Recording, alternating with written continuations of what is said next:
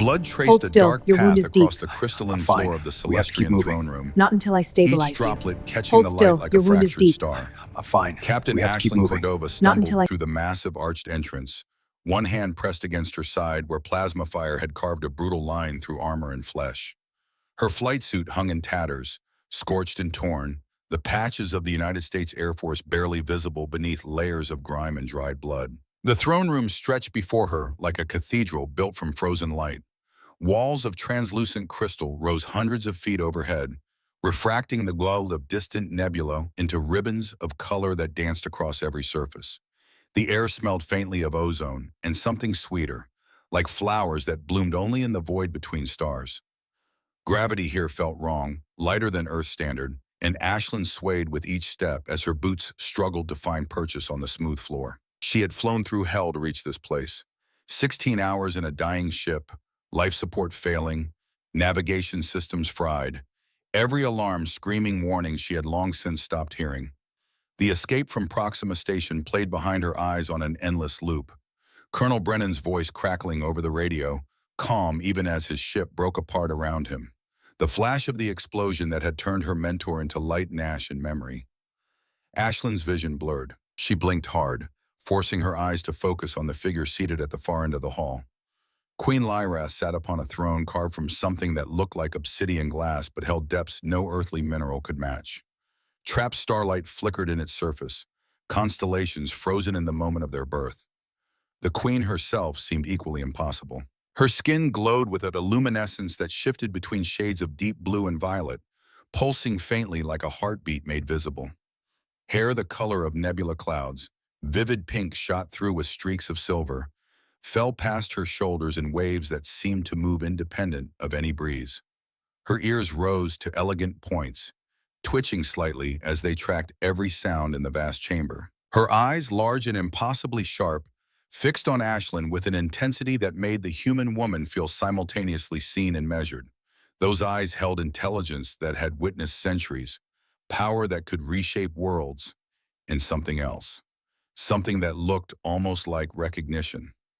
Flanking the throne stood members of the Celestian court, beings of a dozen different species united under the Queen's rule, crystalline entities that refracted light into rainbow patterns. Liquid-form creatures that held shape through will alone, things with too many limbs or no discernible form at all. They whispered among themselves in voices that sounded like wind chimes and distant thunder, their attention fixed on the bleeding human who had dared enter their sovereign's presence uninvited. Ashlyn forced herself to straighten, to stand at something resembling attention despite the fire that lanced through her ribs with every breath. She had been raised better than to slouch in front of royalty, even alien royalty, even when every nerve in her body screamed for her to collapse. The queen rose from her throne with fluid grace, descending the 7 steps of the dais without seeming to touch the ground at all. She moved like water, like light, like concepts given physical form. When she spoke, her voice carried the weight of absolute authority tempered by genuine curiosity. "Who are you, warrior, and who dared to mark you in such a manner?" Ashlyn's lips quirked despite the pain, a ghost of the smile Colonel Brennan had always said would either save her life or get her killed. "Captain Ashlyn Cordova, United States Air Force, Your Majesty, and I apologize for the mess on your very nice floor." She paused, swaying slightly. "Colonel Brennan always said I had terrible timing. Guess he was right about that too." The Queen's expression shifted almost imperceptibly. Something flickered behind those ancient eyes. Surprise, perhaps? Or memory? "Brennan." The name fell from the Queen's lips like a prayer, like a curse, like the echo of something precious and lost. "You speak of Colonel Garrett Brennan?" "Yes, ma'am." Ashlyn's voice cracked. She swallowed hard, tasting copper and ash. "He was my commanding officer, my instructor, my mentor." She met the Queen's gaze directly, the way Brennan had taught her. Never show weakness to those who might exploit it, but never show disrespect to those who've earned better. "He's also the reason I'm standing in your throne room instead of floating dead in the void. He gave the order, told me to run, told me to bring you the truth about what's coming." The court erupted in whispers, a susurrus of alarm that washed over the chamber like a wave. One of the advisors, A being composed entirely of geometric crystal formations that glowed with inner fire stepped forward. His voice rang out sharp and accusatory. Your Majesty, this is clearly a trap. A wounded human stumbles into our most sacred space, speaks the name of an honored friend, and expects asylum? I recommend immediate detainment and interrogation. Ashlyn turned her gaze to the crystal being, and despite the exhaustion threatening to drag her down into darkness, she found the strength for one more quip in true Brennan fashion. Bad neighbors, she said flatly, the kind who shoot first, negotiate never, and have absolutely zero sense of humor about the concept of surrender. They did this, and if you want to detain and interrogate me, fine. But you might want to hear what I know about the 200 warships currently hiding in your backyard before you decide I'm the problem. Silence crashed over the throne room like a physical force. Queen Lyrath raised one hand, a gesture so slight it barely constituted movement, yet every being in the chamber froze as if struck by lightning. The Queen's eyes never left Ashlyn's face. She studied the human woman with an intensity that felt like being read at the molecular level. 200 warships, the Queen repeated softly. You make bold claims, Captain Cordova. I trust you have evidence to support such alarming intelligence. Ashlyn reached carefully into the shredded remains of her flight suit, moving slowly so as not to trigger any defensive protocols. Her fingers closed around the data chip embedded in the reinforced pocket over her heart. The black box. The reason Brennan had died. The reason 4 other good people had been vaporized in the cold vacuum of space. She held it up, the small metallic rectangle catching the light.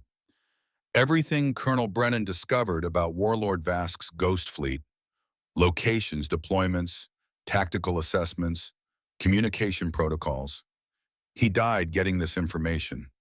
They all died. Her hand trembled just slightly. I'm the last one left, Your Majesty, and I need you to believe me when I say what's on this chip could save millions of lives, or end them, depending on what happens in the next 72 hours. The Queen descended the final steps, closing the distance between them until she stood mere feet from Ashlyn. Up close, the alien woman was taller than the human by nearly a head, and the power that radiated from her felt like standing too close to a star. But there was something else in her presence, something that felt almost like kinship, like the recognition one warrior gives another when they meet across a battlefield. 72 hours, Queen Lyrath said. Explain. Ashlyn's legs finally gave out. She dropped to one knee, not in supplication but in the simple acknowledgement that her body had reached its limit. The Queen made no move to catch her, but neither did she step back. She simply waited with the patience of someone who had witnessed the rise and fall of civilizations. The black box has a tracker, Ashlyn managed, her voice strained. Nanotech embedded in the casing. I couldn't remove it without destroying the data. Warlord Vask will follow it, will follow me, and when he finds this palace, when he finds you. She looked up, meeting those impossibly intelligent eyes. I led them here, Your Majesty. Not on purpose, but the result's the same. In 3 days, maybe less, Vask's fleet will arrive. And I don't know if I just brought you the intelligence to save the galaxy, or if I just painted a target on the one person who might have been able to stop him. The crystalline advisor surged forward, light flashing in patterns of alarm. You see, she admits it herself. She has brought war to our doorstep. We must act immediately. Destroy the device, eliminate the tracker, send the human back into space before Archon Velis. The Queen's voice cut through the advisor's tirade like a blade through silk. You will be silent. Velis froze, light dimming in what might have been the crystalline equivalent of a flinch. Queen Lyrath knelt, lowering herself to Ashlyn's level with the same fluid grace that marked all her movements. She reached out one hand, fingers that glowed with soft bioluminescence, and touched the data chip Ashlyn still held. Tell me, the Queen said quietly, did Colonel Brennan teach you to make jokes when you are afraid? Ashlyn blinked, caught off guard by the question. He said humor was the best armor against despair, ma'am. Said a warrior who could laugh at death had already won half the battle. The faintest smile touched the Queen's lips, there and gone like starlight through clouds. Yes, that sounds like Garrett. She stood, drawing herself up to her full height, and when she spoke again, her voice carried to every corner of the vast chamber. 30 years ago, I was not yet queen. I was a princess, young and foolish, who believed diplomatic overtures to Earth would forge a lasting alliance. I was wrong. Assassins struck my delegation on the surface of your world. My guards died. My ship burned. I would have died too if not for one human pilot who violated every regulation and standing order to pursue my attackers. The court erupted in murmurs. Clearly, this was not common knowledge. Lieutenant Garrett Brennan, the Queen continued, flew an antiquated atmospheric fighter against spacecraft he had no business engaging. He should have died. Instead, he shot down two enemy craft and damaged a third badly enough that it fled. He saved my life, and in doing so, he earned a debt that I have carried for 3 decades. She turned back to Ashlyn, and there was something fierce in her expression now, something that spoke of oaths and honor and obligations that transcended species and star systems. Colonel Brennan is dead. I cannot repay that debt to him, but I can honor his memory by protecting what he died for. You will have sanctuary here, Captain Cordova. You will be healed, sheltered, and heard. And the information you carry will be given the weight it deserves. Your Majesty, Velis began. I invoke crown authority, the Queen said, her tone allowing no argument. Captain Cordova is under my personal protection. Any who raise a hand against her, raise a hand against me. Any who question this decision, question the throne itself. Am I understood? The chamber fell into absolute silence. Yes, Your Majesty, the court responded in unison, a chorus of alien voices speaking words that needed no translation. Queen Lyrath looked down at Ashlyn, who was still kneeling, still bleeding, still holding herself upright through sheer stubborn will. Can you stand, Captain? Ma'am, I'm from Montana. We're raised to stand even when we're dead. It's considered rude not to. That earned an actual laugh from the Queen, a sound like music played on instruments that didn't exist in nature. Then stand, warrior of Earth. Stand and let my physicians tend your wounds. And when you have rested, when you have healed enough to speak without pain clouding your thoughts, you will tell me everything. Every detail Brennan discovered. Every secret Vask thinks he has kept hidden. Every scrap of intelligence that might save the lives Garrett Brennan died to protect. Ashlyn forced herself to her feet, swaying but upright. A team of medical personnel materialized from the shadows of the throne room, beings with gentle hands and tools that hummed with healing energies. They supported her weight as her legs threatened to buckle again. As they began to guide her toward the exit, Ashlyn looked back over her shoulder at the Queen who had just granted her salvation. Your Majesty, thank you for believing me, for believing in Colonel Brennan. Queen Lyrath's expression softened into something that might have been sorrow, might have been determination, might have been both. Garrett Brennan taught you to laugh at death, Captain. He taught me something far more valuable. He taught me that honor transcends species, that courage has no nationality, and that sometimes the right thing to do is also the hardest thing to do. She paused, her pink hair catching the light like a comet's tail. Now rest, heal, and when you wake, we will begin preparing for war. The medical team carried Ashlyn through corridors that twisted and curved in ways that defied Euclidean geometry. The palace was vast beyond comprehension, a structure that seemed to exist partially in normal space and partially in dimensions human minds struggled to process. They passed through chambers filled with floating gardens where plants grew in patterns that shifted and changed as if choreographed by invisible hands. They walked beneath archways carved from solidified starlight, through galleries where holographic art pieces displayed the birth and death of galaxies in compressed time. Finally, they reached a medical bay that looked like a cross between a hospital and a shrine. Beds floated in zero-gravity fields, surrounded by instruments that sang soft harmonies as they worked. The physicians lowered Ashlyn onto one of the floating beds and immediately began their assessment, scanners passing over her body in waves of gentle warmth. One of them, a being that looked almost human except for the third eye in the center of its forehead and skin that shimmered like oil on water, spoke in accented but clear English. You have 3 fractured ribs, severe plasma burns across your left shoulder and side, a concussion, internal bleeding in 2 locations, and approximately 37 smaller lacerations and contusions. The physician's tone was clinically detached, but not unkind. You should be dead, Captain Cordova. What kept you alive? Ashlyn closed her eyes as healing energies began to flow through her body, warm and strange and almost pleasant, despite the underlying wrongness of alien medicine working on human physiology. Stubbornness, she murmured, and a promise I made to a dead man. The physician made a sound that might have been approval. Stubbornness is an excellent survival mechanism. Rest now. The healing will take several hours. When you wake, the pain will be manageable, though not entirely gone.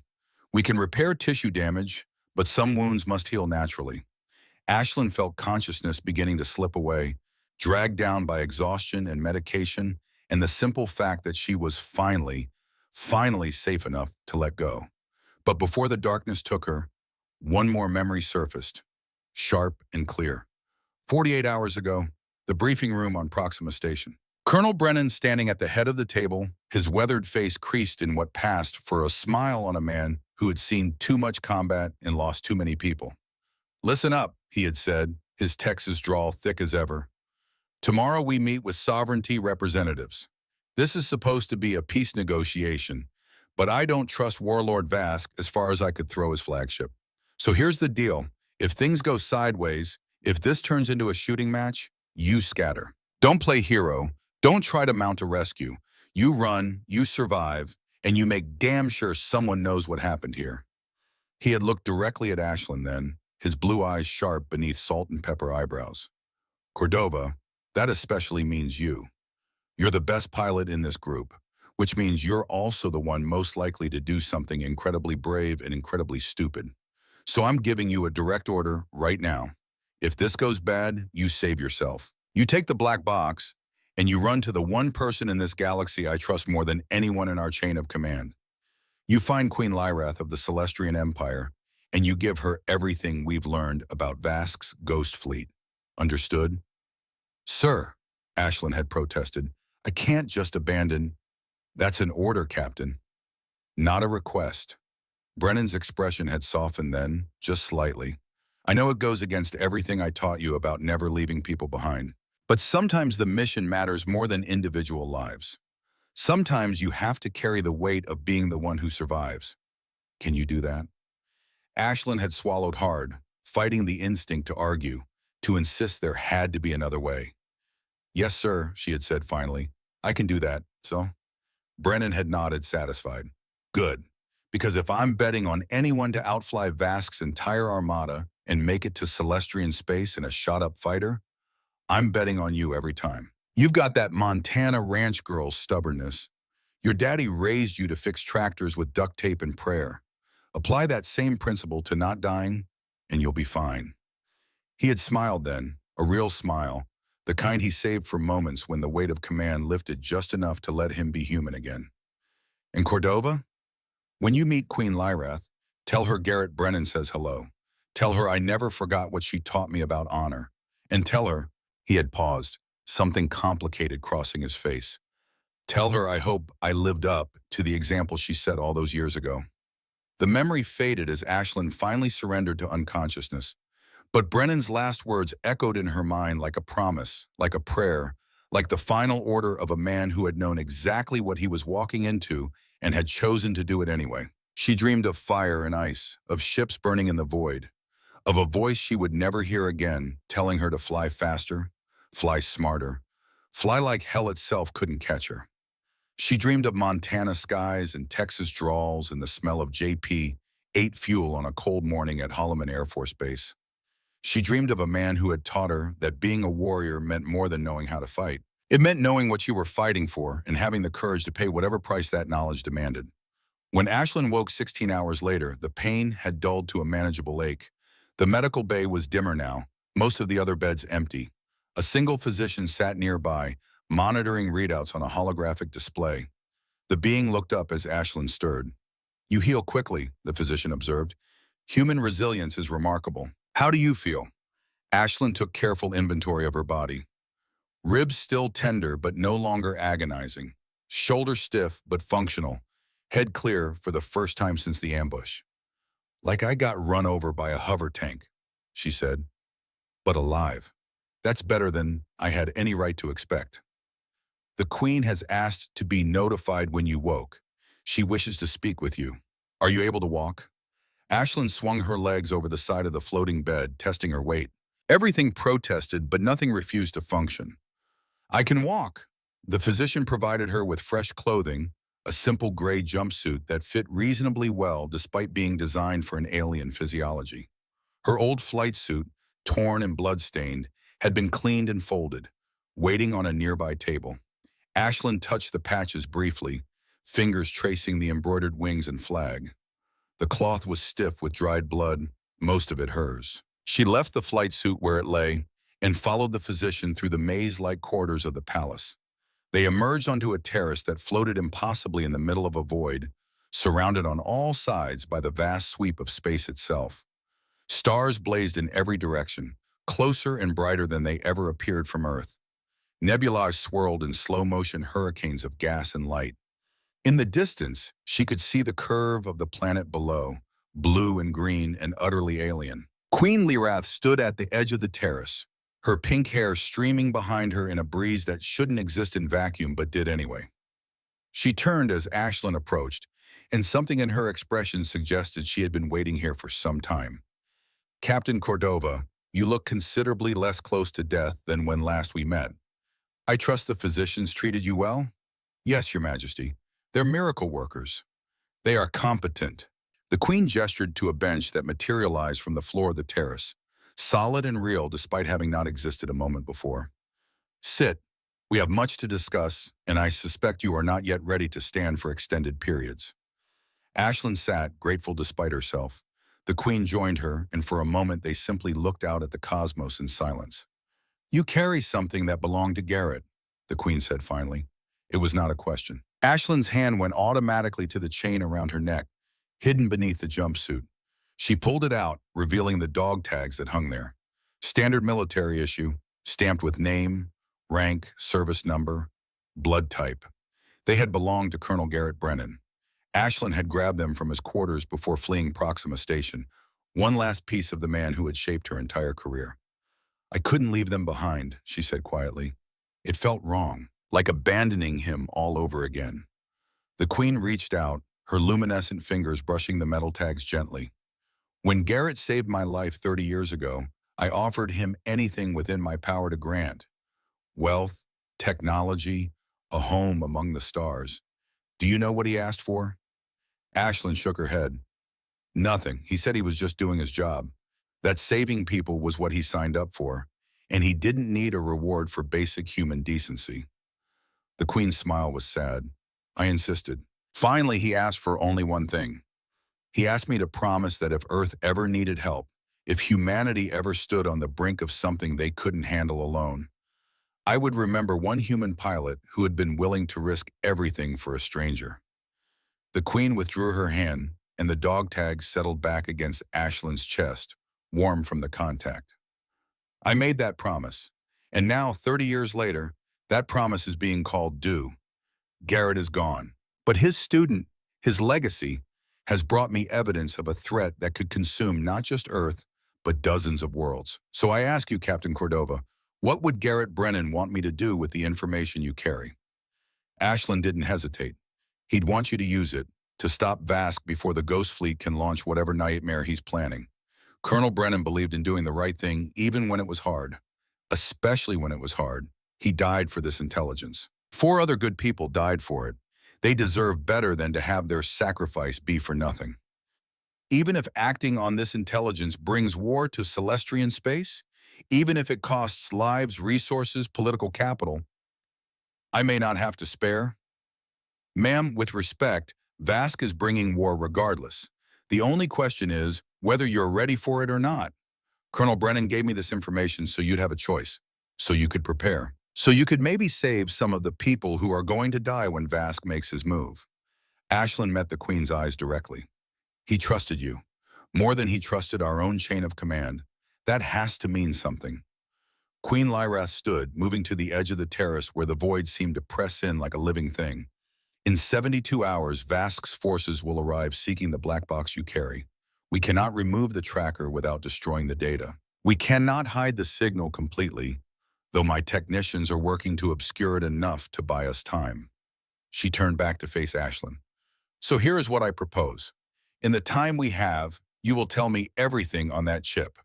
Every detail, every tactical assessment, every scrap of intelligence Garrett died to secure. And in return, I will prepare my forces for the coming confrontation. Your Majesty, there's something else. Ashlyn stood as well, ignoring the protest of healing ribs. I'm not just a courier. Colonel Brennan trained me, taught me tactics, strategy, how to think like a fighter pilot. And I know something your people don't. What is that? How to fight dirty. How to win when you're outgunned and outmatched. How to turn being the underdog into an advantage. Ashlyn's expression hardened into something that would have made Brennan proud. Your pilots are good. I've seen the specs on Celestian fighters. But they fight clean. They fight by the rules. They fight with honor. Warlord Vass doesn't. And if you're going to beat him, you need someone who can teach your people how to fight the way humans fight. Mean, smart, and with a hell of a lot of spite. The Queen studied her for a long moment, those ancient eyes seeing far more than Ashlyn wanted to reveal. You wish to train my pilots. I wish to give them every advantage I can, ma'am. Because when Vass gets here, when this turns into a shooting war, I want to make damn sure we win. Not for revenge, not for glory, but because Brennan and the others died believing this information could save lives. I intend to prove them right. Queen Lyrath's lips curved into something that wasn't quite a smile, but held the promise of one. Very well, Captain Cordova. You have 72 hours. Use them wisely. Teach my people everything Garrett Brennan taught you. And when Vask arrives, we will show him exactly what happens when he makes an enemy of both Earth and Celestia. She raised one hand and the terrace shimmered. Holographic displays materialized in the air, showing star charts, tactical assessments, fleet compositions. The data from the black box, already uploaded and analyzed. Now, the Queen said, her voice taking on the hard edge of command, tell me about the Ghost Fleet. Tell me how 200 warships hide in plain sight. And tell me how we make them wish they had stayed hidden. Ashlyn stepped up to the displays, her pilot's mind already cataloging weak points, attack vectors, opportunities that Vask probably thought no one would be clever enough to exploit. Brennan had taught her to see patterns where others saw chaos. He had taught her that every defense had a weakness, every fortress had a door, and every enemy made mistakes if you were patient enough to wait for them. And now, standing on the terrace, floating in the void with an alien queen who remembered the same man she mourned, Ashlyn Cordova prepared to turn everything she had learned into a weapon sharp enough to cut the heart out of a warlord's fleet. Somewhere in the cold dark between stars, Warlord Vask's forces were moving. Somewhere the tracker embedded in the black box was counting down the hours until they arrived. Somewhere the galaxy held its breath and waited to see what would happen when human stubbornness met Celestian power. But here now, in this moment, Ashlyn felt something she hadn't felt since watching Brennan's ship explode into fragments of light and metal. She felt purpose. She felt certainty. She felt the weight of a promise made to a dead man, and she intended to keep it. The galaxy was about to learn what happened when you killed the wrong mentor and left the wrong student alive to carry on his work. And Ashlyn Cordova, daughter of Montana ranchers, student of Garrett Brennan, last survivor of the Proxima Station massacre, was going to make absolutely certain they never forgot the lesson. The training hangar stretched the length of 3 football fields, its ceiling lost in shadows that defied the brilliant lights illuminating the flight deck below. 30 Celestian fighter craft sat in perfect formation, each one a masterpiece of alien engineering that made human technology look like crude hammers by comparison. Sleek hulls that shifted color with the light, engines that hummed with barely contained power, weapon systems integrated so seamlessly they seemed part of the ship's organic design. Ashlyn walked down the line of fighters, her boots echoing on the polished deck, aware of the 30 pairs of eyes following her every move. The Celestian pilots stood at attention beside their craft, their postures rigid with barely concealed resentment. They were the best of the best, elite warriors who had trained for decades in some cases, and now they were being told to learn from a human who had been flying for barely 10 years. 48 hours remained on the countdown. 48 hours to turn these exceptional pilots into something Vask had never encountered before. 48 hours to give them a fighting chance. She stopped in front of the lead fighter, running her hand along the hull. The metal was warm to the touch, almost alive. Beautiful ships, she said, her voice carrying in the vast space. Faster than anything we've got back home. Better shields, better weapons, better everything. She turned to face the assembled pilots. So why do you need me? Silence. The kind of silence that felt hostile, charged with unspoken challenges. Finally, one pilot stepped forward. He was tall, even by Celestrian standards, his skin a deeper blue than the Queen's, his pink hair cropped short in a military cut. His eyes held the confidence of someone who had never lost an engagement. "We don't," he said flatly. "With respect, Captain Cordova, we've been flying combat missions since before you were born. Our technology is superior, our tactics are proven, our success rate is 97%. What could a human possibly teach us?" Ashlyn nodded slowly as if considering the question seriously. "You're right about all of it. Your ships are better, your training is longer, your success rate is impressive." She paused. "There's just one problem. Warlord Vast doesn't care about any of that, and neither does the Ghost Fleet." She walked to the center of the hangar where a holographic projector waited. With a gesture, she activated it, and the air filled with tactical displays pulled from the black box data. Ship formations, attack patterns, kill ratios from previous engagements. This is Vask's fleet engaging a Meridian defense force 6 months ago. The Meridians had superior numbers, superior technology, and home field advantage. They should have won. She zoomed in on the battle playback. They lasted 14 minutes. Vask killed every single ship without losing a single fighter of his own. You want to know how? The Celestrian pilots had moved closer now, professional interest overriding their skepticism. The tall one who had spoken frowned at the display. "That's impossible. The Meridians are excellent tacticians. For Vast to achieve total victory with 0 losses?" "He cheated," Ashlyn said simply. "Or rather, he fought without honor, without rules, without any of the conventions that govern civilized warfare." She pulled up another section of data. "Vask's pilots don't fly in formation. They fly in chaos. They don't follow predictable attack patterns. They improvise constantly, making it impossible for AI targeting systems to predict their next move. They sacrifice their own ships to create openings. They use debris fields as weapons. They fight like cornered animals, and it works." She turned to face the pilots directly. "Your 97% success rate? That's against enemies who fight with honor, who follow the rules of engagement, who value their pilots' lives enough not to throw them away for tactical advantage. Vask doesn't fight that way, and if you try to engage him using traditional tactics, you're going to die. All of you, just like the Meridians." The hangar fell silent. The tall pilot's expression had shifted from skepticism to something closer to concern. "Then what do you propose?" Ashlyn smiled, and there was nothing friendly in it. It was the smile Colonel Brennan used to wear before teaching a particularly difficult lesson. "I propose we fight dirty. I propose we throw out your playbook and learn how to be unpredictable. I propose we turn your superior technology and training into something Vask won't see coming. Because he's never faced pilots who can think like both honorable warriors and desperate survivors." She gestured to the fighters. "Your ships can do things mine never could, but you're flying them like precision instruments. I'm going to teach you to fly them like weapons, raw, brutal, and absolutely terrifying to anyone stupid enough to get in your way." She walked back to the holographic display and pulled up a simulation she had spent the last 8 hours programming. "This is called the Montana Shuffle. It's a tactic Colonel Brennan developed based on old Earth aerial combat, adapted for space warfare. It combines 3 elements that should be mutually exclusive, but aren't if you're crazy enough to try." She highlighted each component as she spoke. "First, you fly at unpredictable speeds, including dead stops in the middle of combat. Kills your momentum, makes you a sitting duck for half a second, but also makes it impossible for targeting AI to calculate your trajectory." The pilots exchanged glances. One of them, a female with silver streaks in her pink hair, spoke up. "That would leave us vulnerable. Any competent enemy would exploit that window." "Only if they're looking at you," Ashlyn countered. "Which brings us to element 2.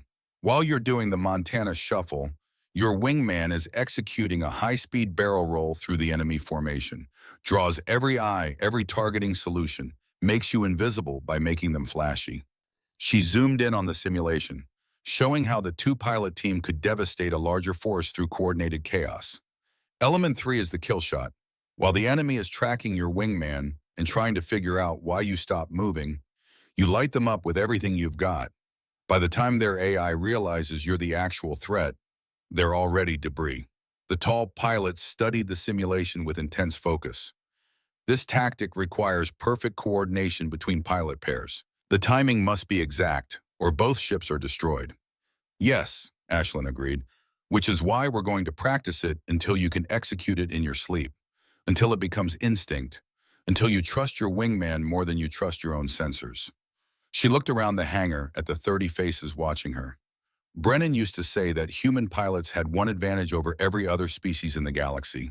We're really, really good at being stupid in exactly the right way at exactly the right time. That's what I'm here to teach you. How to be smart enough to recognize the moment when being stupid is the smartest thing you can do. The silver-haired female pilot laughed, a sound like wind chimes. You want us to embrace tactical stupidity. I want you to embrace unpredictability, Ashlyn corrected. Vask's entire strategy relies on his enemies being rational, predictable, adherent to doctrine. The second you stop being those things, you stop being easy targets. She deactivated the hologram and faced them squarely. So here's the deal. We've got 48 hours before Vask's fleet might arrive. 48 hours to turn you from excellent pilots into something Vask has never encountered before. 48 hours to give you a fighting chance. She paused, and when she spoke again, her voice carried the weight of everything she had lost. Colonel Brennan died at believing this information could save lives. 4 other good people died believing the same thing. I'm not going to let their sacrifice be for nothing, because some of the best pilots in the galaxy were too proud to learn from a human. So you can either trust me or you can die with honor when Vask gets here. Your choice, Wado. The hangar fell into heavy silence. Ashlyn waited, giving them time to process, to decide. She had no authority here beyond what Queen Lyrath had granted her. If these pilots refused to train, if they rejected her methods, there was nothing she could do except watch them die when the shooting started. The tall pilot looked at his squad mates, some unspoken communication passing between them. Finally, he turned back to Ashlyn and saluted, a gesture that translated across species and cultures. My name is Kalen. I am flight leader of Queen's Guard Squadron. We will train with you, Captain Cordova. Teach us to fight like humans. Teach us to survive. Relief flooded through Ashlyn, though she kept her expression neutral. Good. Let's start with basic maneuvers. I want to see what these ships can do and how you handle them. Pair off, take to the sky, and show me your standard combat sequence. The pilots moved with practiced efficiency, boarding their craft and launching in perfect synchronization. Ashlyn watched from the hangar control room as 30 fighters carved through the artificial sky of the training dome, executing textbook maneuvers with flawless precision. And that was exactly the problem. She keyed the comm system. Kalen, break formation. Engage your wingman as if they were hostile. A pause, then Kalen's voice came through, tinged with confusion. Captain, that goes against all protocol. We don't train by fighting each other. You do now. Engage your wingman. Make it realistic. I want to see how you handle an actual threat. Another pause, longer this time. Then the 2 fighters peeled away from the formation and began what was clearly a carefully choreographed exercise. They circled each other, fired simulated weapons at predetermined intervals, executed defensive maneuvers that looked impressive, but were entirely predictable. Ashlyn watched for 30 seconds, then keyed the comm again. Stop. Both of you return to hangar. When Kalen climbed out of his cockpit, his expression was guarded. Was our performance inadequate? Your performance was perfect, Ashlyn said. That's the problem. You flew exactly the way your training told you to fly. You telegraphed every move 3 seconds before you made it. An AI could have predicted your entire engagement sequence from the first maneuver. She pulled up the recorded footage of their mock combat. Here, you entered a banking turn at precisely 45 degrees. Optimal angle for maintaining speed while changing vector. By the book, absolutely correct. Also completely predictable. Your wingman knew exactly where you'd be because that's where doctrine says you should be. She fast-forwarded through the footage. Every attack run, every defensive pattern, every tactical decision was optimal. And if you were fighting an enemy who also fights optimally, you'd probably win. But Vast doesn't fight optimally. He fights chaotically. And chaos beats optimization every single time because optimization requires predictability. Kalen's expression had shifted to something like frustration. So you want us to abandon our training? To fly recklessly? I want you to expand your training, Ashlyn corrected. Keep everything you know. Your skills are incredible. But add a layer of controlled chaos on top. Learn when to break the rules, when to do the unexpected thing, when to trust your instincts over your instruments. She gestured to his fighter. Get back in. This time I'm going to fly against you, and I'm going to show you exactly what I mean. Ashlyn walked to the guest fighter that had been prepared for her, a Celestian craft modified with human-compatible controls. It felt wrong under her hands, too responsive, too sensitive, but she adapted quickly. Brennan had always said the best pilots could fly anything with wings or engines or both. She launched into the training dome and immediately felt the difference. The Celestian fighter moved like liquid thought, responding to her intentions almost before she fully formed them. The power available at her fingertips was intoxicating. Kalen's voice came through the comm, professional and controlled. Ready when you are, Captain. Then let's dance, Ashlyn replied, and threw her ship into a maneuver that violated every principle of optimal flight dynamics. She cut her engines completely, letting momentum carry her forward while she spun the ship 90 degrees on its axis. For half a second, she was completely vulnerable, floating dead in space.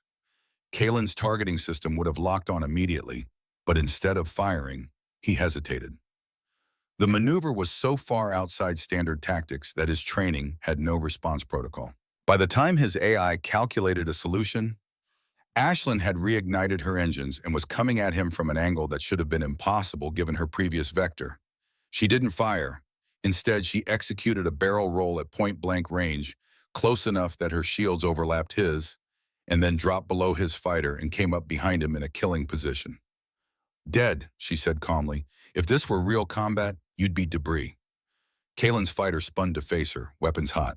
Again, he said, and there was something new in his voice. Not anger, but hunger. The hunger of a warrior who had just realized there was an entirely new dimension to combat he had never explored. They flew for 2 hours. Ashlyn killed Kalen 17 times using maneuvers that ranged from a brilliant to certifiably insane. She flew upside down. She shut off her shields to redirect power to engines at critical moments. She used her own ship as a battering ram, accepting damage to create openings. She flew the way Brennan had taught her, the way desperate humans had always fought when facing superior enemies. With creativity, with spite, with the absolute refusal to accept that better technology meant inevitable victory. When they finally landed, both fighters smoking from simulated damage, Kalen climbed out of his cockpit and walked directly to Ashlyn. He looked exhausted, frustrated, and absolutely fascinated. Teach me that, he said simply. All of it. Every insane, impossible, ridiculous maneuver. I want to fly like that. Ashlyn smiled, and this time it was genuine. Now you're getting it. The next 30 hours were a blur of relentless training. Ashlyn pushed the Celestian pilots harder than they had ever been pushed, and they rose to the challenge with a dedication that earned her grudging respect. They learned the Montana Shuffle, the thack weave adapted for space combat, boom and zoom tactics that turned their superior speed into a weapon, and a dozen other maneuvers pulled from human military history and Brennan's personal playbook. They crashed. A lot. The training simulations recorded over 300 deaths in the first 24 hours alone. But with each failure came learning, adaptation, improvement. The pilots began to think differently, to see combat not as a series of optimal solutions, but as an organic, flowing chaos that could be shaped by will and daring. 18 hours remained when disaster struck. Ashlyn was in the middle of demonstrating a particularly complex maneuver when alarms shrieked through the hangar. The training dome's sky turned red, and Queen Leorath's voice echoed through every speaker. All personnel to stations. We have detected unauthorized movement at the edge of our territory. Sovereignty scouts have been spotted. This is not a drill. Ashlyn's blood went cold. 18 hours. They were supposed to have 18 hours left. She landed immediately and sprinted to the command center. Kalen and several other pilots close behind. The center was chaos, displays showing multiple small craft at the edge of Celestian space, probing defenses, testing response times. Queen Lyrath stood at the center of the room, her expression grim as she studied the tactical display. "Scout ships," she said as Ashlyn approached. "6 vessels. They're gathering intelligence on our defense grid." "Advance reconnaissance," Ashlyn said, her stomach dropping. "Vask is moving up his timetable. He's not waiting for the 72 hours. He's launching his offensive early." And the Queen turned to her, and for the first time since they had met, Ashlyn saw genuine worry in those ancient eyes. "Can we engage them?" "No," Ashlyn said immediately. "If you send ships after them, they'll just retreat and report everything they learned. Vask will know exactly what you've got." She moved to the tactical display, her mind racing. "We need to let them think they're succeeding while feeding them false information. Make them report back that your defenses are weaker than they actually are." One of the Queen's advisors, a being composed of flowing water held in humanoid shape, spoke urgently. "How do we accomplish that without actually weakening our defenses?" "We stage it," Ashlyn said. "We pull back visible patrols from certain sectors, make it look like we're concentrating forces elsewhere. The scouts report what they see.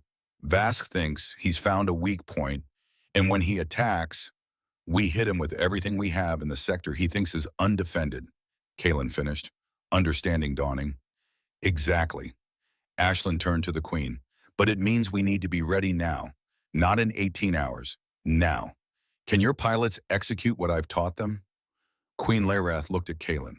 "Can you?" The pilot straightened. "We've trained hard, Your Majesty.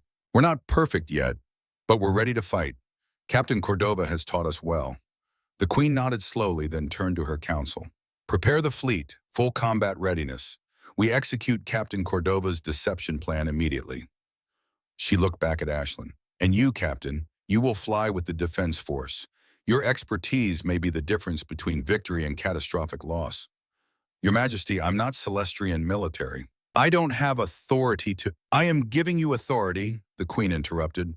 "As of this moment, you are appointed tactical advisor to the Celestrian Defense Fleet with the rank equivalent to your human military. You will coordinate with Kaelin and provide real-time tactical guidance during the engagement." She paused, her expression softening slightly. "Garrett trusted you to carry his final mission. I trust you to help us survive it. Don't make me regret that trust." Ashlyn felt the weight of command settle on her shoulders, familiar and terrifying. "I won't, Your Majesty." The next 6 hours were organized chaos. Defense fleets repositioned according to Ashlyn's plan. Key sectors were deliberately thinned to create the appearance of weakness. Communication channels were carefully monitored to ensure the sovereignty scouts saw exactly what Ashlyn wanted them to see. And through it all, Ashlyn worked with Kaelin and the 30 pilots she had trained, refining tactics, running final simulations, preparing for the battle that was coming sooner than any of them had expected. 12 hours before the original 72-hour deadline would have expired, the sovereignty scouts retreated, having gathered what they believed was complete intelligence on Celestrian defenses. 8 hours later, the Ghost Fleet arrived. The tactical display lit up with red icons as 200 warships dropped out of hyperspace at the edge of Celestrian territory. The sight was overwhelming, a wall of military might that dwarfed anything Ashlyn had ever seen. But she had studied the black box data. She knew Vask's tactics, and she had a plan. "All ships, this is Tactical Advisor Cordova," she transmitted across the fleet command channel. "Execute deception protocol. I repeat, execute deception protocol. Make them think they've won before the first shot is fired." The Celestrian fleet began its carefully choreographed retreat, pulling back from the sectors Vask's scouts had identified as weak. From Vask's perspective, it would look like the Celestrians were panicking, abandoning positions, falling back in disarray. Exactly as planned, Vask's fleet pressed forward, moving into the trap with the confidence of predators who had never been challenged. And then, when half of the Ghost Fleet had committed to the weak sectors, Ashlyn gave the order she had been waiting to give since the moment Brennan died. "All ships, spring the trap. Execute Montana Shuffle on my mark. 3, 2, 1, mark." 100 Celestrian fighters that had been hiding in the debris fields and asteroid clusters of the abandoned sectors suddenly lit up their engines and attacked. But they didn't attack like traditional Celestrian forces. They attacked like humans, Chaos erupted across the battlefield. Celestian pilots executed dead stops in the middle of combat, barrel-rolled through enemy formations, used debris as weapons, sacrificed shield strength for speed, and generally violated every principle of civilized warfare Vask had studied. The Ghost Fleet, expecting traditional Celestian tactics, found themselves facing something entirely different. Their AI targeting systems struggled to predict movements that made no logical sense. Their formation discipline collapsed as pilots tried to adapt to enemies who refused to follow any recognizable pattern. Ashlyn flew at the heart of it all, her Celestian fighter responding to commands Brennan would have recognized. She led a squadron of 20 through the case, marking targets, calling out opportunities, coordinating the beautiful disorder that was turning the tide of battle. "Kalen, 3 bogeys on your 6, she transmitted. "I see them," he replied, and executed a Montana shuffle that left all 3 enemy fighters firing at empty space while he came around behind them. "Splash 3, this human chaos is effective."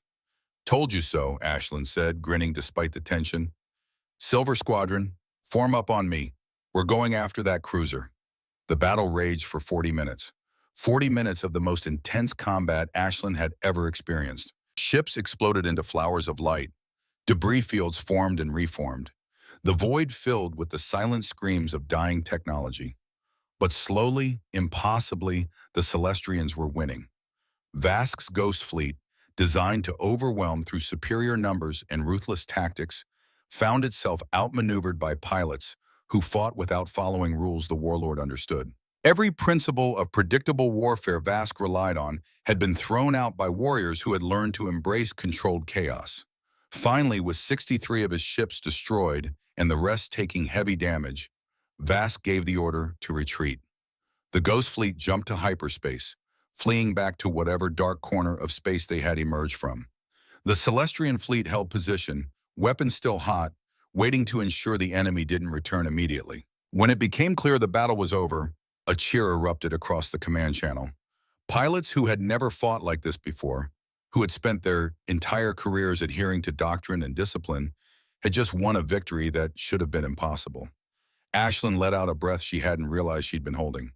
"All ships, status report, casualties?" The reports came in quickly. Surprisingly, losses were lighter than anyone had expected. 12 fighters destroyed, 23 damaged but recoverable. Against a force that should have annihilated them, it was a miracle. But 12 pilots were still dead. 12 warriors who had trusted her tactics and paid the ultimate price. She felt the weight of command pressing down on her shoulders. The same weight Brennan must have felt every time he sent people into combat. "Captain Cordova," Queen Lyra's voice came through her personal comm, "return to the palace. We have much to discuss."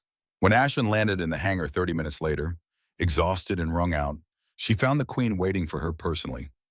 Kalen and the surviving pilots were there too, their faces showing a mixture of triumph and grief. The Queen approached as Ashlyn climbed out of her fighter. "You saved us," she said simply. "Vask's fleet should have destroyed us. Instead, we drove them off with minimal losses. That is entirely due to your training, your tactics, your leadership." 12 pilots died, Ashlyn said quietly. 12 people who trusted me. 12 warriors who died protecting their home and their people, the Queen corrected gently. "That is the burden of command, Captain. The weight that Garrett carried his entire career. The knowledge that sometimes good people die even when you make the right decisions." She placed a hand on Ashlyn's shoulder. "You gave us a chance we would not have had otherwise. You honored Garrett's memory by turning his final intelligence into a weapon that saved countless lives. That is worth acknowledging." Kalen stepped forward. "Captain, the pilots wish to know if you will continue training us. What we learned in 2 days gave us an edge that saved our lives. We want to learn more." Ashlyn looked at the assembled pilots, saw the determination in their faces, and felt something shift in her chest. Brennan had trained her. Now she was training them. The chain of knowledge and honor continuing across species and stars. "Yeah," she said, "I'll keep training you, because Vask is going to come back. And next time we need to be ready to end this for good." The Queen nodded approvingly. "Then it is settled. Captain Cordova will remain as tactical advisor and primary flight instructor, and we will prepare for the day when Warlord Vask returns." But even as the words were spoken, Ashlyn felt a chill run down her spine. Something about the battle hadn't felt right. Vask had retreated too quickly, too easily, and in the back of her mind, a thought formed that would prove prophetic. This wasn't over. It was only the beginning. The alert came 6 days after the first battle, 6 days of intensive training, tactical planning, and fleet reorganization. 6 days of Ashlyn pushing herself and the Celestian pilots harder than ever, knowing that Vask would return. She just hadn't expected it to happen like this. Ashlyn was in the middle of a training session when the alarm shrieked through the palace. This time the sound was different, not the measured warning of approaching hostiles, but the panicked urgency of an emergency already in progress. She abandoned the simulation and sprinted to the command center, arriving to find organized chaos. Queen Lyrath stood at the center of tactical displays that showed a nightmare unfolding in real time. "What's happening?" Ashlyn demanded. The Queen gestured to the display, her face grim. 40 minutes ago, we received a distress call from Dead Zone Sigma, a mining colony on the edge of our territory. 4,000 crystalline civilians work those facilities. She pulled up the transmission recording. They're being held hostage. The recording played, showing a crystalline worker, their transparent body cracked and dimming with fear. "This is Mining Colony Sigma 7. We are under occupation by sovereignty forces. Warlord Vask has seized control of the facility. He demands that Captain Ashlyn Cordova be surrendered to him within 12 hours, or he will begin executing hostages. 100 civilians every hour until his demands are met." The recording cut off. Ashlyn felt ice flood her veins. "This is because of me," she said quietly. "He wants revenge for the battle, for making him retreat." "This is because Vask is a monster," Queen Lyrath corrected sharply. "He uses innocence as leverage because he knows we value life more than he does." She turned to face Ashlyn directly. "But the choice is yours, Captain. I will not force you to surrender yourself to certain death. However, if we refuse his demands—" 4,000 people die, Ashlyn finished. She thought of Brennan, of the choice he had made to save her. Thought of the 12 pilots who had died following her tactics. Thought of every sacrifice that had brought her to this moment. "I'll go," she said. "No." The voice came from behind her. Kalen had entered the command center along with a dozen other pilots. "You will not sacrifice yourself. We will mount a rescue operation." "Dead Zone Sigma is called that for a reason," one of the Queen's advisors said, the liquid form being from before. "The radiation levels destroy shields within minutes. Any ship that enters is defenseless." "Not human ships," Ashlyn said quietly. Everyone turned to look at her. "Brennan's fighter, Ironhawk. It doesn't use energy shields, just physical armor.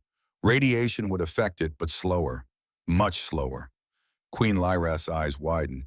"You want to fly a 30-year-old human fighter into a dead zone to rescue 4,000 hostages from Warlord Vask?" "Not just me," Ashlyn said, her mind already racing through the tactical problem. "We need a small team, fast ships that can handle radiation better than standard Celestian craft. We go in quiet, extract the hostages while Vask is waiting for my surrender, and get out before he realizes what's happening." "That's insane," the liquid advisor said. "That's human," Kalen corrected, and there was pride in his voice. "And it might just work." Queen Lyrath was silent for a long moment, studying the tactical displays, weighing impossible choices. Finally, she turned to Ashlyn. "If you do this, if you enter that dead zone, the radiation will kill you. Even an Ironhawk, even with the best protection we can provide. You will die saving these people." Ashlyn thought of Brennan's last order, thought of his sacrifice, thought of the 12 pilots who had died trusting her. "Then I'll die doing the right thing. That's what he taught me. That's what matters." The Queen's expression showed pain and pride in equal measure. "Very well. Select your team. You have 6 hours to plan and execute before Vask's deadline begins." Ashlyn turned to the assembled pilots. "I need 3 volunteers. People who understand this is likely a one-way mission. People who can fly through hell and come out the other side." Every single pilot stepped forward. Ashlyn felt her throat tighten. She pointed to 3. "Kalen, because I trust him to keep his head when everything goes to hell. Liz," indicating the silver-haired pilot, "because her graviton weaver abilities might help us navigate the zone. And you." She pointed to a young pilot who had shown exceptional skill during training. "What's your name?" "Tavern, ma'am." the young Celestrian said, his voice steady despite obvious fear. Why do you want to come on this mission, Tavern? Because 12 of my friends died in the last battle, Captain. And you taught us that honor means protecting those who can't protect themselves. 4,000 civilians need protection. I want to provide it. Ashlyn nodded slowly. All right, but you follow my orders exactly. No heroics, no improvisation. We get in, get the civilians out, and we all come home. Understood? Yes, ma'am. The planning took 3 hours. 3 hours of studying dead zone radiation patterns, analyzing the mining facility's layout, calculating extraction routes and timing. 3 hours of knowing that every minute brought Vask's deadline closer. Finally, Queen Lyrath called them to the hangar where 4 ships waited. Ironhawk sat in the center, looking ancient and crude next to the 3 Celestrian scout ships that would accompany it. But there was something noble about the old fighter, something that spoke of a legacy that refused to die. The Queen approached Ashlyn as she performed her pre-flight check. Garrett flew this ship to save my life 30 years ago, she said quietly. Now you will fly it to save 4,000 others. The symmetry is not lost on me. She held out something small, a pair of fuzzy dice, ridiculous and out of place. These were hanging in the cockpit when Garrett left the ship with me. He said they were his good luck charm, that every pilot needed something absurd to remind them not to take themselves too seriously, even when facing death. Ashlyn took the dice, feeling the worn fabric beneath her fingers. Thank you, Your Majesty. Come back, Ashlyn, please. Garrett died a hero. I do not wish to lose his legacy the same way. Ashlyn climbed into Ironhawk's cockpit, hanging the dice from the control stick where they swayed gently. The seat was worn, molded to Brennan's shape but adapting to hers. The controls were analog, physical, real in a way that modern holographic interfaces weren't. She powered up the ancient fighter, feeling the engines rumble to life. Systems that were older than she was responded faithfully, maintained perfectly for 3 decades. All ships, this is Strike Leader, she transmitted. We jump to Dead Zone Sigma in 60 seconds. Remember the plan, we ghost in, extract the hostages, and ghost out. No heroics, no unnecessary risks. We all come home. Acknowledged, came the chorus of replies. They jumped to hyperspace together, reality compressing around them. When they dropped back into normal space at the edge of Dead Zone Sigma, Ashlyn felt the radiation immediately. The fighter's instruments flickered. Her skin prickled with wrongness, but Ironhawk held together. The physical armor that made it primitive by Celestrian standards was exactly what made it survivable here. All ships entering the asteroid field now maintain formation and keep emissions low. We're ghosts until we're not. The 4 ships slipped into the debris field that surrounded the mining colony, dodging tumbling rocks and frozen fragments of ancient planetary collisions. The dead zone's radiation grew stronger with every kilometer. Ashlyn watched her exposure levels climb steadily, knowing that she had maybe 2 hours before the radiation killed her. They flew in silence for 40 minutes, threading through the asteroids with agonizing care. Finally, the mining facility came into view. It was built into a hollowed-out asteroid with docking bays and processing centers carved into the rock. And surrounding it like a cage of metal and malice were 20 sovereignty warships. There, List transmitted, highlighting a section of the facility. Life signs concentrated in the central processing area. That must be where they're holding the hostages. I count 6 guard ships patrolling that sector, Kaelin added. We'll need a distraction to get past them. Ashlyn studied the tactical situation, looking for weaknesses. Then she saw it. The facility's main reactor is positioned between the hostage area and the guard ships.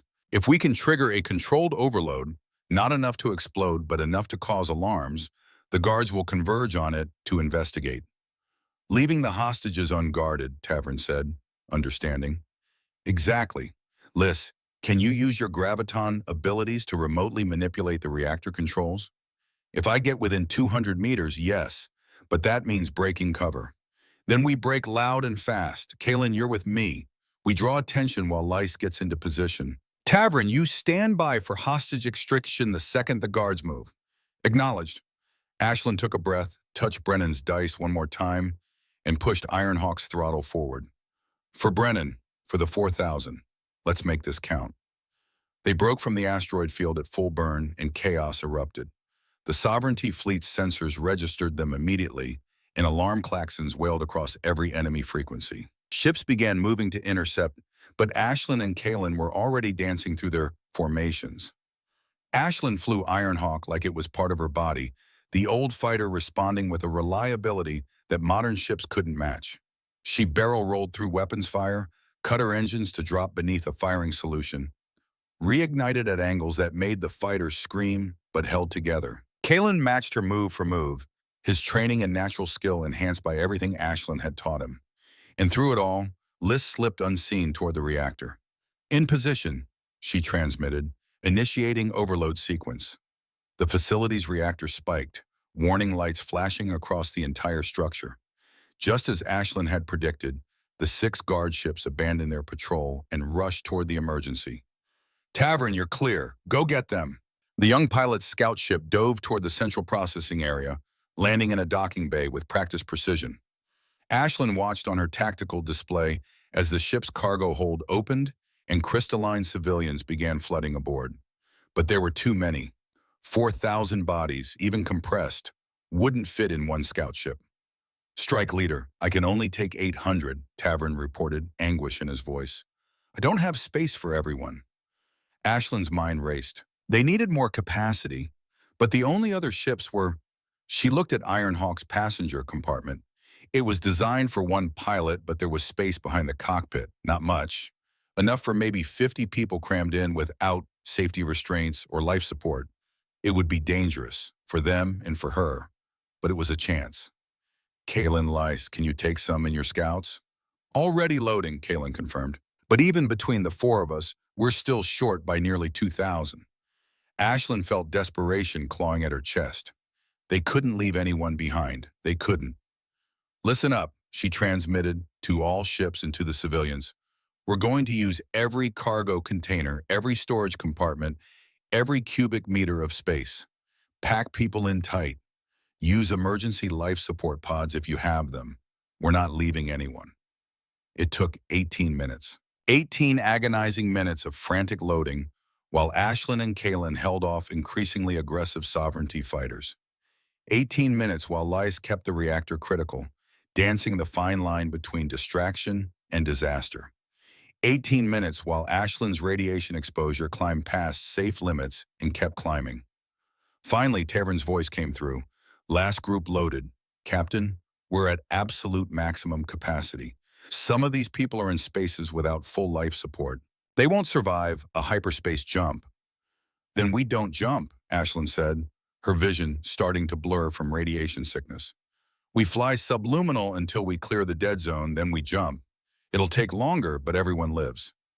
"That gives Vast time to launch his entire fleet after us," Kalen warned. "I know, which is why I'm going to make sure he's too busy to chase." Ashlyn locked in a course for the reactor core. "All ships, begin withdrawal. I'll be right behind you." "Captain," Kalen began. "That's an order. Go. Get those people to safety." The 3 Celestrian scouts broke away, heading for the edge of the dead zone at best speed, their holds packed with 4,000 terrified civilians. Ashlyn watched them go, then turned Ironhawk toward the massive structure of the mining facility. She armed every weapon the old fighter carried. Missiles that were older than she was but still functional. Cannons that ran on chemical propellants instead of energy cells. Everything Brennan had loaded into this ship 30 years ago, maintained perfectly, waiting for this moment. "Liz, when I give the word, release your hold on the reactor. Let it go full critical. Ashlyn, you'll be at the center of the explosion. You can't possibly..." "I can if I'm fast enough. Trust me." She dove Ironhawk straight at the reactor core, weapons firing in sustained bursts. The facility's defenses came alive, point defense systems tracking her approach. But the old fighter's profile was too small, too primitive for their advanced targeting solutions. Ashlyn put missile after missile into the reactor housing, watching the containment fields begin to collapse. Warning lights turned to critical alarms. The Sovereignty ships began retreating from the facility, recognizing the danger. "Now, Liz, release it." The reactor went supercritical. Ashlyn felt the surge of energy building behind her like a tidal wave of fire. She pulled Ironhawk into the tightest turn the fighter could manage, every structural support groaning, and ran. The explosion caught her anyway. The shockwave lifted the fighter and threw it like a toy, spinning through space, systems failing, hull plating melting. Ashlyn fought the controls, fought to keep the fighter's nose pointed away from the expanding fireball, fought to stay conscious as G-forces crushed her into the seat. Brennan's dice swung wildly on their string, somehow still intact. She cleared the primary explosion radius with seconds to spare, but Ironhawk was dying. Engine 1 was gone. Engine 2 was running on fumes. Life support was failing. And behind her, the entire mining facility was tearing itself apart in a chain reaction that consumed dozens of sovereignty ships too slow to escape. "Strike leader to all ships," she gasped into the comm, tasting blood. "Facility is gone. Hostages are clear. Mission complete. Ashlyn, your ship," Kaylin's voice was tight with worry, "is pretty much scrap. But I'm clear of the blast zone. I'll limp after you. Don't wait for me. Get those civilians to safety." She nursed Ironhawk toward the dead zone boundary, coaxing the dying fighter forward meter by meter. The radiation was killing her now. She could feel it. Her skin felt like it was on fire. Her vision kept fading in and out. Blood dripped from her nose, staining the controls. But she was alive. And 4,000 civilians were alive. And Vask had just lost another major staging ground. Brennan would have called that a good trade. She was 3 minutes from the dead zone boundary when her remaining engine finally gave out. Ironhawk went dark, momentum carrying it forward, but not fast enough, not far enough. "Strike leader, you're losing speed," List transmitted. "At current rate, you won't clear the radiation zone before—" She didn't finish the sentence. She didn't need to. "I know," Ashlyn said, and was surprised by how calm she sounded. "It's okay. You got the civilians out. That's what matters." "The hell it is," Kaylin snarled. "Tavern, transfer your passengers to my ship and Liss's. You're going back for her." "Kaylin, no," Ashlyn protested weakly. "Don't risk—" "With respect, Captain, shut up. You don't get to die after teaching us that honor means protecting people. That's not how this works." Ashlyn tried to laugh, but it came out as a cough that brought up blood. "Stubborn Celestrians. Brennan would like you guys." Tavern's scout ship appeared beside Ironhawk, matching the fighter's drift. The young pilot's voice was steady, determined. "Captain Cordova, I'm deploying a tractor beam. Hold on." The beam locked onto Ironhawk's hull, and Ashlyn felt the gentle tug as Tavern began pulling the crippled fighter toward safety, toward the boundary, toward survival. But something was wrong. Ashlyn's radiation-fogged mind struggled to process what her instruments were showing. Tavern's ship was moving too slowly. The tractor beam was drawing too much power, leaving the young pilot's shields weakened. And they were still deep in the dead zone, still bathed in lethal radiation. "Tavern, disengage the beam," Ashlyn said urgently. "You're taking too much exposure. Your shields can't handle—" "I can make it," Tavern said. "Just another 2 minutes. I can get us both clear." But Ashlyn could see on her failing instruments what Tavern either couldn't see or was choosing to ignore. The young pilot's shields were collapsing. The radiation was eating through his ship's defenses. He was dying to save her. "Tavern, that's an order. Disengage now. Save yourself." "Respectfully, Captain, no. You taught us that honor means making the hard choice. That being a warrior means protecting others even when it costs everything." His voice was steady, but Ashlyn could hear the strain. "You saved 4,000 people today. You don't get to die alone in a dead zone. Not on my watch." They cleared the boundary with 40 seconds to spare. Both ships jumped to hyperspace together. Ironhawk held secure in Tavern's tractor beam. When they dropped back into normal space at the Celestrian Palace, the entire fleet was waiting to welcome them home. Medical teams stood ready. The 4,000 rescued civilians filled the landing bay, kneeling in the Celestrian gesture of deepest respect. Queen Larath stood at the center of it all, her face showing relief and joy. Tavern's ship carefully lowered Ironhawk to the deck. The fighter's landing gear deployed partially, one strut completely collapsed, and it settled with a groan of tortured metal. Ashlyn managed to pop the canopy manually when the electronic systems failed. She tried to climb out, but her legs wouldn't support her weight. The radiation sickness was too advanced, her body too damaged. Strong blue arms caught her. Queen Lyrath held her up, and Ashlyn realized the alien woman was crying, luminescent tears tracking down her cheeks. You impossible, stubborn, magnificent human, the Queen said, her voice breaking. You saved them all.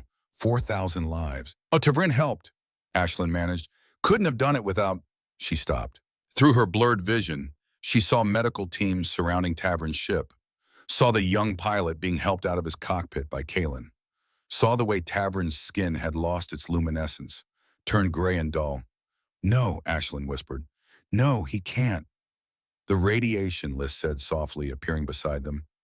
He stayed in the dead zone too long saving you. Our physicians can slow it, but... She didn't finish. She didn't need to. Ashlyn pulled free from the Queen's support, stumbling toward Tavern despite her own failing body. The young pilot was being laid on a medical bed, his breathing shallow, his light fading. Tavern, she said, kneeling beside him. You weren't supposed to. I ordered you to. He managed a smile. You taught me that honor means making the hard choice, that being a warrior means protecting others, even when it costs everything. He coughed, and there was light in it, his life force beginning to break apart. Colonel Brennan died so you could live. You nearly died so we could learn. I'd die so you could complete the mission. It's a good death, an honorable death. He reached out with a trembling hand, touching the dog tag still around Ashlyn's neck. Tell them, tell everyone. It was an honor to learn from Ironhawk's legacy. His eyes brightened for just a moment, looking past Ashlyn to something she couldn't see. Captain, is that Colonel Brennan? Tavern smiled, peaceful and content, and then his form began to dissolve into particles of light that drifted upward like fireflies returning to the sky. Ashlyn stayed kneeling, watching the light fade, feeling the weight of another death, another sacrifice, another name added to the list of people who had died because she survived. Around her, the 4,000 rescued civilians remained kneeling, silent witnesses to the price of their freedom. Queen Lyrath knelt beside Ashlyn, placing one hand on her shoulder. He chose this, just as Garrett chose, just as you would have chosen if positions were reversed. That is what it means to be a warrior, to see the cost and pay it anyway, because the alternative is unacceptable. He was so young, Ashlyn whispered, and yet he died with more honor than beings who live for centuries without ever understanding what honor truly means. The Queen helped Ashlyn to her feet. Come, there is something you need to see. She led Ashlyn, supported by medical personnel, through the palace to a vast chamber. The walls were covered in names, thousands upon thousands of them, etched in glowing script. The Memorial of Warriors, Queen Lyrath explained. Every Celestrian who has died in service to others. Every soldier, every pilot, every soul who gave everything to protect those who could not protect themselves. Well, she gestured and a new section appeared, being etched by beams of light. Colonel Garrett Ironhawk Brennan, United States Air Force Earth, the mentor who taught honor. Pilot Tavern of Celestria, Queen's Guard Squadron, the student who became the teacher. Captain Ashlyn Cordova, the bridge between worlds. 4,000 civilians of mining colony, Sigma 7, saved by courage, honored by memory. Wait, Ashlyn said, her voice rough. I'm not dead. No. But you have earned your place here among the warriors. You have proven that honor transcends species, that courage knows no boundaries, and that one person's determination can save thousands. The Queen paused. You are dying, Ashlyn. The radiation exposure is too severe. Our physicians give you perhaps 3 days. Ashlyn felt the truth of it in her bones, felt the radiation sickness eating away at her from the inside, felt her body beginning to fail. Then I have 3 days to make sure it meant something, she said. The Queen pulled something from her robes, a small case ornately carved. Garrett asked that if anything ever happened to him, this be given to whoever carried on his work. She opened the case. Inside were a pair of pilot's wings, human design, worn and weathered, pinned to a piece of paper. On the paper, in handwriting that made Ashlyn's eyes burn, were 3 words: make them pay. The Queen pinned the wings to Ashlyn's chest, right over her heart. You are hereby appointed first human ambassador to the Celestrian Empire and chief flight instructor for the Celestrian Defense Fleet. For whatever time remains to you, you will teach our pilots. You will bridge our worlds, and you will ensure that Garrett's sacrifice and Tavern's sacrifice and the sacrifice of everyone who died believing in a better galaxy will never be forgotten. Ashlyn looked at the wings, at the memorial wall, at the 4,000 civilians who owed their lives to the chain of sacrifice that had begun with Brennan and ended with Tavern. I accept, she said, on one condition. Name it. Every pilot I train learns about Colonel Brennan and Pilot Tavern, learns their stories, their tactics, their reasons for fighting. So they understand that being a warrior isn't about technology or superiority. It's about knowing what you fight for and being willing to pay the price. Queen Lyra smiled, and it was warm and sad and proud all at once. Agreed, Ambassador Cordova. For 2 days, Ashlyn taught despite the pain, despite the sickness, despite knowing every hour brought her closer to the end. She flew simulations with new cadets, shared Brennan's tactics, told stories of Montana ranches and Texas colonels and the bonds that held warriors together across impossible distances. On the third day, as dawn broke over the Celestrian Palace, alarms screamed through every corridor. Ashlyn dragged herself from the medical bay where she had spent the night, her body failing but her mind still sharp. She reached the command center to find pandemonium. Queen Lyra stood at the central display, her face grave. Vask, she said as Ashlyn approached. He's brought the entire Ghost Fleet, every ship he has left, 150 warships, and they're demanding your surrender in exchange for not destroying this planet. Ashlyn looked at the tactical display, saw the overwhelming force arrayed against them, and felt a strange calm settle over her. He's not getting me, she said, and he's not getting this planet. How many ships can we field? 300 fighters, 50 capital ships, Kalen said, having appeared beside her. But Vask has us outgunned. He has us outgunned in a straight fight, Ashlyn corrected. Good thing we don't fight straight. She turned to the Queen. Your Majesty, I have a plan, but it requires me to fly one more mission. Ashlyn, you can barely stand. You cannot possibly. Ironhawk is still operational, mostly, and I can fly, barely, but I can fly. She looked at the tactical display, seeing the same pattern Brennan had taught her to recognize. Vask's flagship. That's where he'll be. If I can take it out, the rest of his fleet will scatter. They follow him because he's brutal and effective. Take him off the board, and they have no reason to keep fighting. That's suicide, Liz said. That's justice, Ashlyn corrected. She turned to Kalen. I need you to do exactly what you did before. Hit them with everything you've learned. Montana shuffle, Thakweave, all of it. Keep them distracted. Keep them confused. And when I give the signal, you jump to hyperspace. All of you. Get clear. And leave you to die alone, Kalen said, his voice rough with emotion. Leave me to finish what Brennan started. Ashlyn managed to smile. Besides, I'm already dead. Might as well make it count. Queen Larath looked at her for a long moment, and something passed between them. Understanding, respect, sorrow. Very well, the Queen said softly. Finish it, Ashlyn Cordova. Make Warlord Vask answer for every life he's taken. Make him understand that humanity's courage cannot be broken. Ashlyn saluted, the gesture crisp despite her weakness. Yes, Your Majesty. 30 minutes later, Ironhawk launched for the last time. The old fighter's engines coughed and sputtered, held together by determination and maintenance protocols that refused to accept obsolescence. Ashlyn sat in the cockpit, Brennan's dice swaying gently, the dog tags cool against her chest. Around her, 300 Celestrian fighters formed up, ready to fly into battle using tactics a dead Texas colonel had developed and a dying Montana pilot had taught them.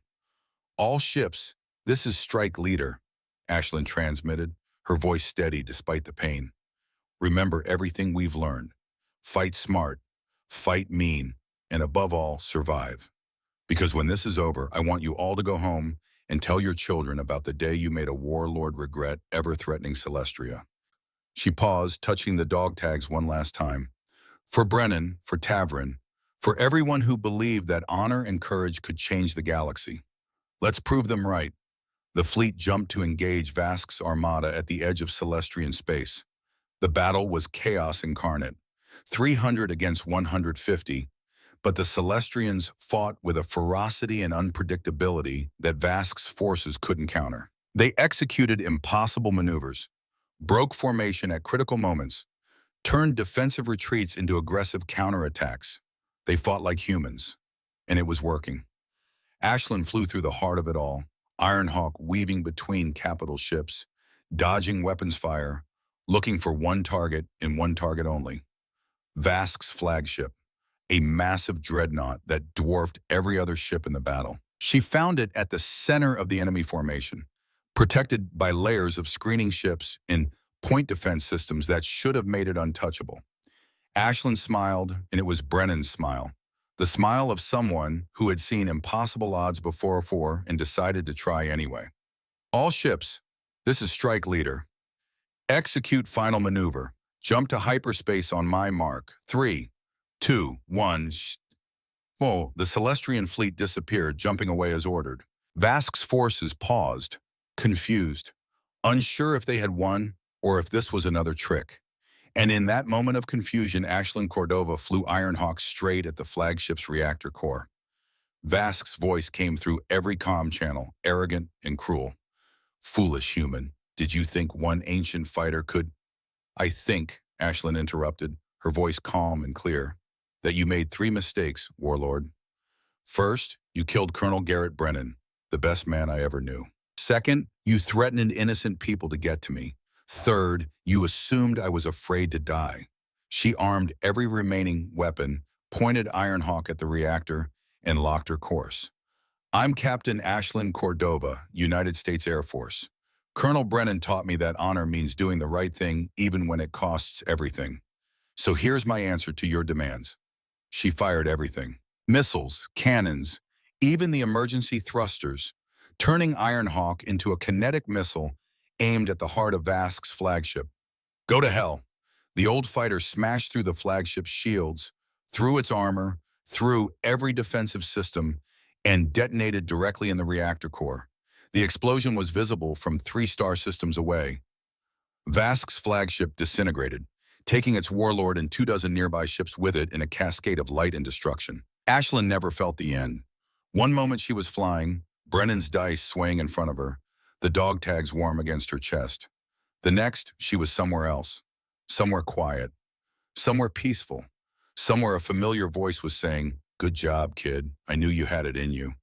And Ashlyn Cordova, who had flown through hell and back, who had saved thousands and learned from the best, who had proven that one person's courage could change the fate of worlds, finally let go and rested. 3 weeks later, Queen Lyrath stood before an assembly of 10,000 Celestrians and a delegation from Earth. Behind her, a new memorial had been constructed. 3 statues, each carved from starlight made solid. On the left, Colonel Garrett Ironhawk Brennan in his flight suit, one hand raised in salute. On the right, Pilot Tavern, young and brave, his form dissolving into light that reached toward the sky. In the center, Captain Ashlyn Cordova, standing tall despite her wounds, Brennan's wings on her chest and determination in her eyes. And beneath the 3 figures, words in both English and Celestrian. They taught us that honor transcends stars, that courage knows no species, that one person's light can illuminate the galaxy, and that those who die for others never truly die, for they live on in everyone they saved. Queen Lyrath spoke, her voice carrying to every corner of the vast assembly. 3 warriors, 1 human colonel who saved a princess and taught her the meaning of honor, 1 young Celestrian who learned those lessons and gave everything to protect his teacher, 1 human captain who carried her mentor's legacy across the stars and used it to save thousands. She paused, her pink hair catching the light like a comet. We are here because they chose to be there. We breathe because they chose to sacrifice. We have peace because they chose war. And we will remember, not just today, not just this year, but forever, because that is what honor demands. That is what they deserve. That is what we owe them. The assembly fell silent, 10,000 beings paying tribute to 3 warriors who had proven that courage, honor, and sacrifice were not bound by species or origin, but were universal truths that connected all thinking beings. In the front row, a young Celestrian cadet named Prism listened to the Queen's words. Prism, who had been among the 4,000 rescued from Dead Zone Sigma. Prism, who had vowed to join the defense fleet the moment they were old enough. Prism, who carried a photograph salvaged from Ironhawk's wreckage. A picture of 3 humans in flight suits, standing in front of an F-16. Colonel Brennan in the center, his arm around a younger Ashlyn, both of them smiling. On the back of the photograph in Ashland's handwriting were words that would become the motto of a new generation of Celestian pilots: honor above all, courage under fire. Never leave anyone behind. Prism held the photograph close and made a silent promise to the three warriors memorialized in stone. I will carry your legacy forward. I will teach others what you taught me. I will make sure the galaxy never forgets what you did. And somewhere in the vast expanse of space, three lights that had burned bright and brief and impossibly brilliant shone on in the hearts of everyone they had touched, everyone they had saved, everyone who had learned that true warriors fight not for glory or conquest, but for the simple, profound belief that some things are worth dying for: honor, courage, duty, sacrifice, and love for those who cannot protect themselves. The galaxy had answered for its crimes, and three warriors had made absolutely certain it would never forget the price of cruelty or the power of those who choose to stand against it. The memorial stood for 1,000 years, outlasting empires and wars and the rise and fall of civilizations. But the lessons remained eternal.